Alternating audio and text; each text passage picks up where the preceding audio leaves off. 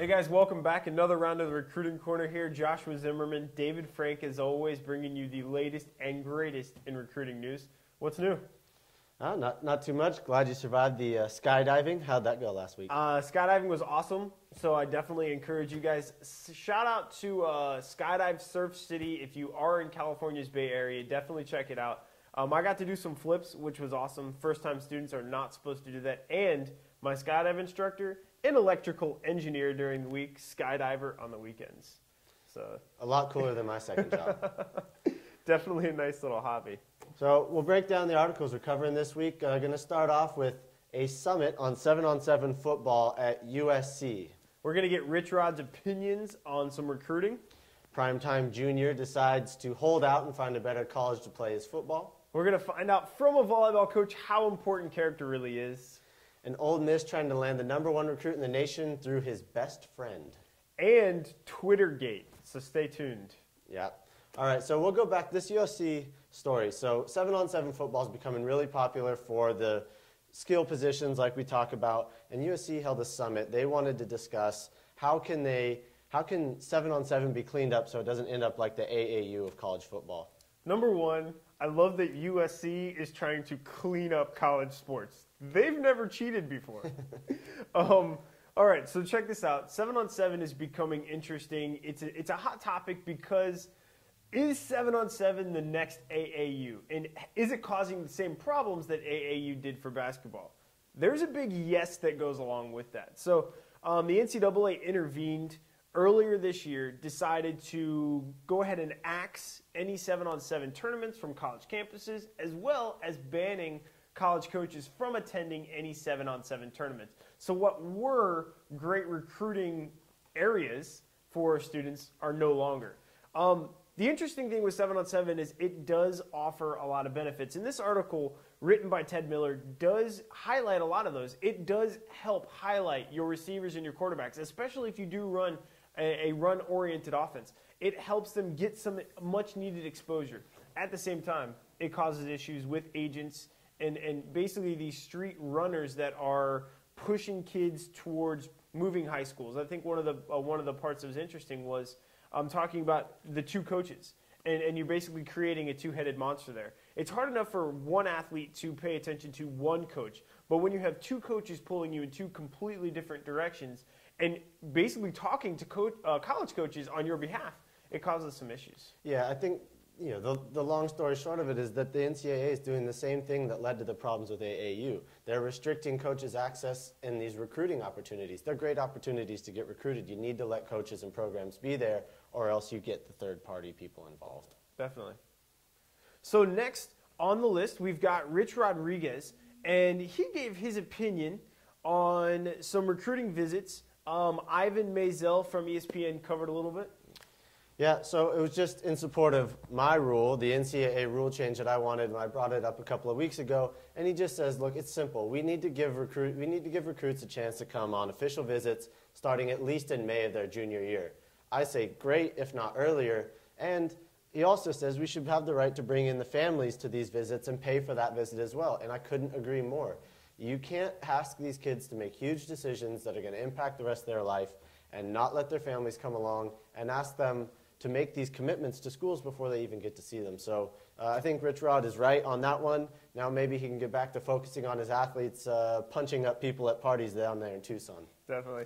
Yeah, I definitely agree with you on that. I do believe, especially the family aspect. I mean, I 100% agree that the athletes should be able to come earlier, get better decisions, a longer period of time to make those decisions, less pressure. But the families are huge. A lot of these kids come from low economic backgrounds, and their families may not be able to afford to travel with their student athletes. So it's definitely important. Yeah. All right, Primetime Junior, Deion Sanders Jr. Deion. His son wants to play big-time college football. Of course, it's the Sanders ego. That's what they're going to do. But he chose an interesting path. He decided, I didn't get the offers from the schools that I wanted. He said he got a lot of offers from schools in Texas. And he's decided to hold out, play a year of prep school at a great school in Alabama, and see what offers come next year. So why don't you explain kind of what that means for a normal recruit? Definitely. So I like two things about this story. Number one, Deion Sanders Jr. played his junior year of high school as a quarterback and decided that he wasn't going to play quarterback. He understood that. I'm not going to play quarterback in college. I need to play a position that I'm going to play in college. So he decided he switched over to wide receiver and cornerback.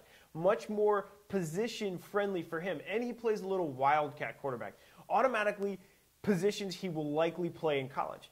And then he recognized that, listen, I still have to develop. I'm still a raw corner. It's a brand new position to me. I need another year.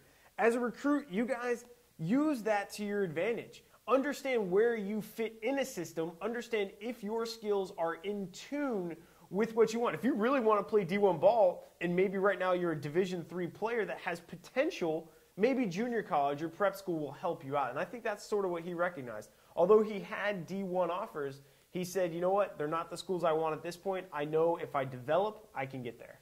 Yeah, and I think an important thing to remember is this is what you get to do when a scholarship isn't the most important thing. If you have the money to go to a really expensive prep school, or you have the opportunity to maybe spend a year walking on without that scholarship right away, this is a great way to utilize that flexibility and get the development that you need. I definitely 100% agree.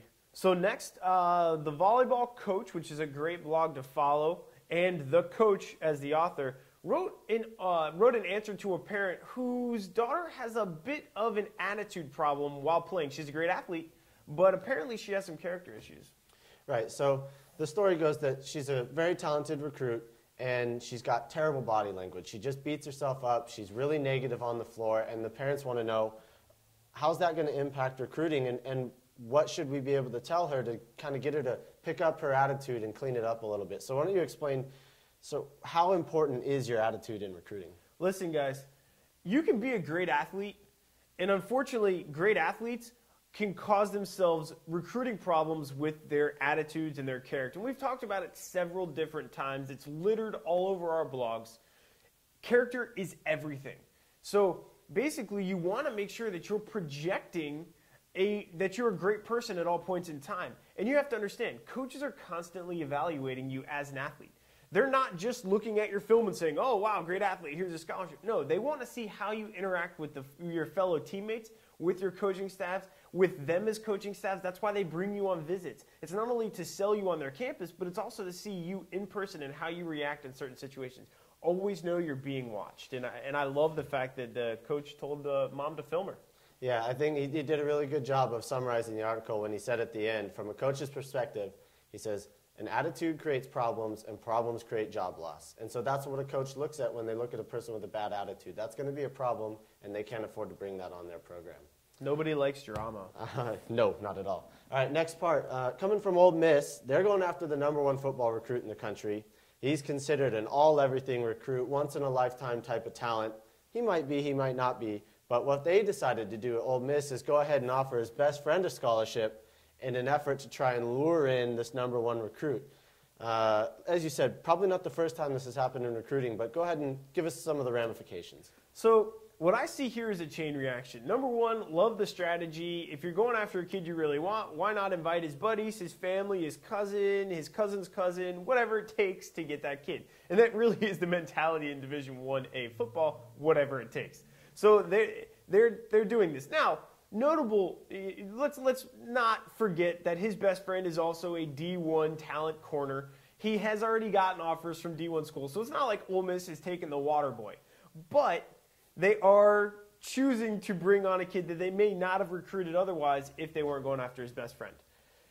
Other schools are going to jump on the bandwagon because Ole Miss has now set a precedence, and every school either has to meet and or exceed that precedence to be able to, lure this athlete in.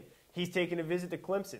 Clemson is mildly interested in this kid's best friend. Well, now they better become really interested if they want the other kid to commit. Georgia's going to do the same thing. I'm sure Alabama's going to jump on, and those are his top 4 schools. Right, and see, you got to understand, at these top levels in these programs, scholarships are used like money.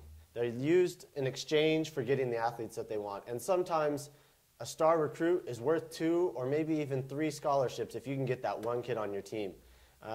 It's really, really big business. It's really, really impersonal sometimes. And that, just be prepared. If that's where you want to play and that's what you want to do, you have to understand the business of it. Definitely. So next, guys, I like to call it Twittergate. We talk about social media all the time. Listen, so the AP wrote a story about some Michigan recruits who got in trouble for tweeting a prospective student athlete. Notre Dame got in trouble for tweeting prospective student athletes. And then Kevin Deshayo from the Fieldhouse Media also wrote an article on tweeting. Why don't you go ahead and talk about that? It feels like every single week we're getting more and more articles about Twitter and recruiting, Twitter and this, Twitter and the NCAA. From the Michigan story, these guys got in trouble because after a kid made a commitment to the University of Michigan, some guys who play football for them tweeted out to him and said congratulations. I don't see that as a problem necessarily. I think that, this guy's made a commitment. These guys are recognizing that, and they want to say kudos, looking forward to having you on the team.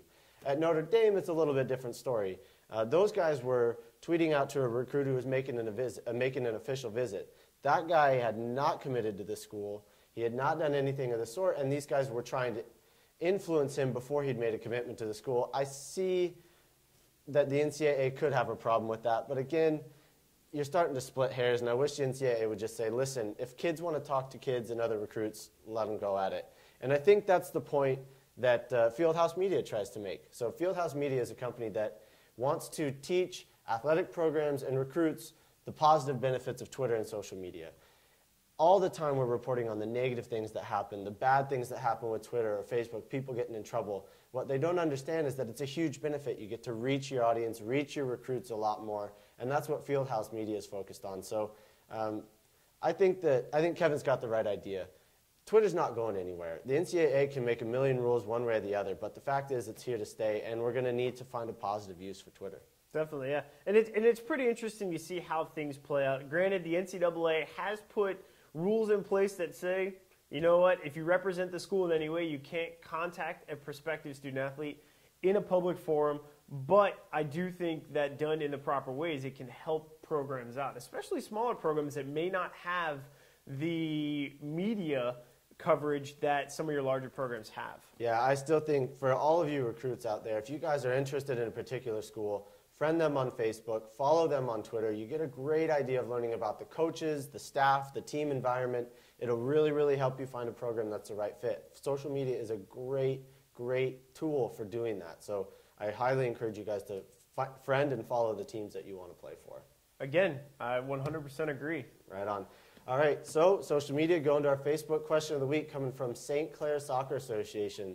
They work with youth soccer players, and they asked, what age should kids begin thinking about their recruiting? Definitely a great question, popular question, and we love when the big club teams are asking us questions. So check this out. I know that you guys work with kids from 3 to 18. Usually that 3 to about 13 is a little young to really start thinking about recruiting. But once you hit that 13 to 14 mark, entering your freshman year in high school, it's really important to start, especially with soccer, because soccer recruiting starts early. So usually freshman year, check it out. You want to make sure you're getting coaches all the right information. You want to make sure that you're creating good videos. So as a club, try helping and providing kids with video services. Yeah, I agree. The other thing, when we talk about getting started your freshman year, it's as simple as creating a wish list of schools. Look at schools at the D1 level. Look at some D2 and NAIA schools. And as a family, you guys can sit down with your families and say, all right, these are the camps that your kid should probably be going to if these are the schools that he's going to want to go to. That's how you get started your freshman year.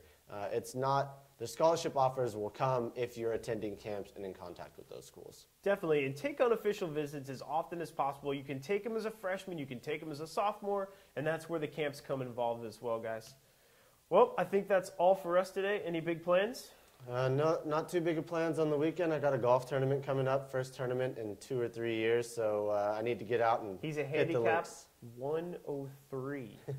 All right. Yeah, so Average score. got to get some practice.